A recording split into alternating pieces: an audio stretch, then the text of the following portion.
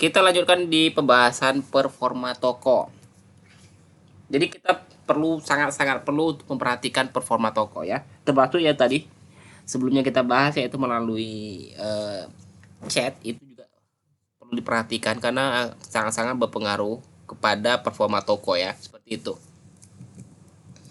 Seperti sudah kita tampilkan tadi, kita bisa lihat performa toko kita melalui akun mobile, melalui menu toko saya, kemudian kalian pilih performa toko, kalian bisa lihat situ persentasenya.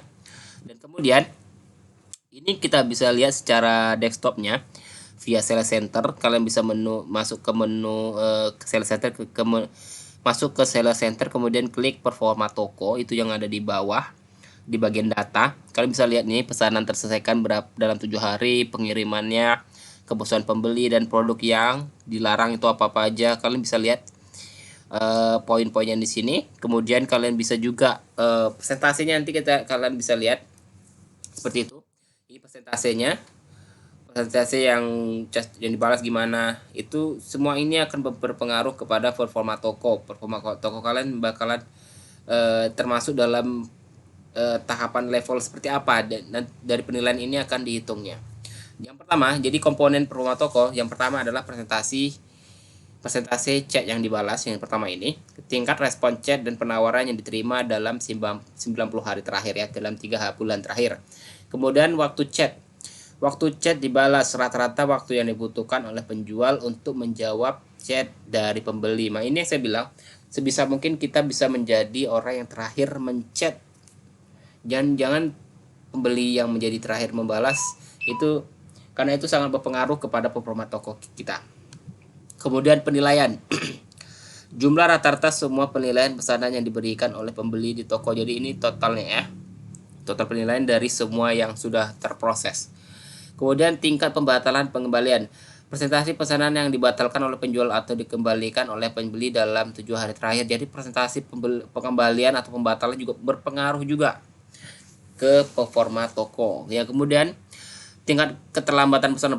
Presentasi pesanan yang terlambat dikirimkan dalam 7 hari terakhir juga berpengaruh terhadap performa toko. Dan kemudian sistem poin penalti. Sistem poin penalti diterapkan untuk toko yang memiliki performa kurang baik, misalnya ada kesalahan-kesalahan atau memposting sesuatu yang tidak seharusnya, ataupun melakukan pelanggaran terhadap aturan-aturan yang Shopee berikan. Itu akan berpengaruh kepada performa toko. Jadi poinnya ini kita bahas tentang poin penaltinya ya. Jadi sistem berbasis poin yang dirancang untuk menghargai penjual yang memiliki performa toko baik. Ini akan seperti ini nanti. Sistem poin penalti telah dirancang secara adil dan transparan sehingga membuat toko dengan performa baik menjadi pilihan utama para pembeli dibandingkan toko dengan performa yang kurang baik. Ya kan, pasti orang bakal menilai masalah orang lebih trust pada toko-toko yang memang mempunyai kredibilitas atau mempunyai performa yang baik dari segi poin penalti. Kalau toko udah di penalti jadi bakalan mengurangi trust buyer untuk membeli produk mereka. Seperti itu. Jadi tujuan sistem poin penalti ini adalah untuk menghargai performa penjual yang baik dengan akses ke berbagai keuntungan yang eksklusif yang Shopee berikan ke toko tersebut.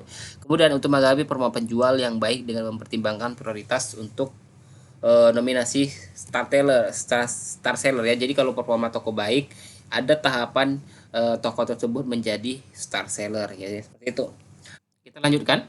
Kemudian ketentuan sistem poin penalti itu seperti apa? Jadi poin penalti yang pertama adalah poin penalti diberikan kepada penjual yang tidak memenuhi target performa toko Shopee. Jadi kalau target performa Shopee itu jelek, Shopee akan memberikan penalti terhadap toko tersebut. Kemudian performa toko dievaluasi setiap minggu, setiap hari Senin. Jadi setiap hari Senin bakalan dievaluasi performa toko ini baik, jelek, ataupun tidak keduanya, ataupun sedang ya, seperti itulah. Jadi bakalan menjadi poin tertentu dari penalti ini. Terus aspek yang dihitung dalam sistem poin penalti adalah yang pertama adalah penyelesaian pesanannya gimana, pelanggaran produknya gimana, penyalahgunaannya gimana, kemudian respon chatnya gimana. Itu menjadi poin penalti dari toko kita. Dan penyelesaian pesanan kita bahas satu persatu. Kita bahas satu persatu ya biar paham. Jadi untuk penyelesaian pesanan itu adalah tingkat pesanan yang tidak terselesaikan seperti apa, tingkat pesanan ini ya. Ada poin-poinnya di setiap tingkat pesanannya, ada poinnya 1 poin, 2 poin, 1 poin, 2 poin. Kalian bisa baca sendiri di sini. Ya, di sini ada tingkat pesanan seperti apa. Ini menjadi poin dari penaltinya. Kemudian cara menghitung tingkat keterlambatan ini kan, misalnya mereka membayar nih dalam tanggal 3 gitu kan. Kemudian tanggal 4 orderan dikirim di periode ini dihitung tidak dihitung terlambat kalau masih dalam 3 hari. Jadi hari pertama bayar, besoknya diproses, prosesnya dalam 2 hari, ini masih oke, nggak akan terlambat. Tapi kalau udah masuk ke hari keempat dan kelima, order yang dikirim di periode ini dihitung terlambat. Makanya kadang orang pengen bagusnya itu dalam base hari ini pesan, 2 hari, hari kedua ketiga tuh harus sudah masuk proses pengiriman supaya tidak terhitung dalam proses dalam kategori terlambat. Tapi karena kalau udah masuk ke hari keempat dan kelima itu sudah dimasukkan ke dalam kategori terlambat. Karena di sini kita bisa lihat di sini, Shopee memberikan kebijakan kepada penjual untuk dapat mengirimkan produk dengan cepat dan akurat dalam waktu 2 hari setelah pembayaran terverifikasi. Jadi setelah pembayaran 2 hari ke depan itu kita punya waktu untuk mengirimkan produk supaya tidak termasuk dalam kategori pengiriman terlambat seperti itu. Karena kalau masuk hari keempat dan kelima itu akan berpengaruh kepada poin penalti dari toko kita. Dan kemudian cara menghitung tingkat keterlambatan pesanan. Tingkat keterlambatan pesanan adalah sama dengan pesanan terlambat per total pesanan yang dikirim. Performa toko dievaluasi setiap minggu dan penjual akan melakukan hasil evaluasi setiap hari Seninnya. Nah, ini kita lanjutkan ke pelanggaran produk. Pelanggaran produk itu seperti apa? Ya kan? Misalnya penggunaan produk yang dilarang, itu ada poinnya seperti ini, poin produk yang dilarang, penggunaan produk imitasi, penggunaan produk yang spam, produk halaman produk menggunakan halaman produk lama untuk mengunggah produk baru, itu juga ada poin penaltinya.